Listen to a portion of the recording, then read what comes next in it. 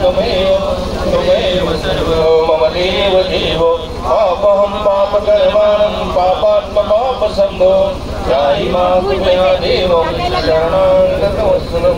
श्री गोपाल कृष्ण महाराज की जय, श्री दत्तात्रेय महाराज की जय, श्री चक्रपाणी महाराज की जय, श्री गोविंद प्रभु महाराज की जय, श्री चक्रधर स्वामी की जय, सत्य सनातन महात्मा धर्म की जय, 16.5 तीर्थस्थान की जय, श्री चतुर्वेद साधन की जय।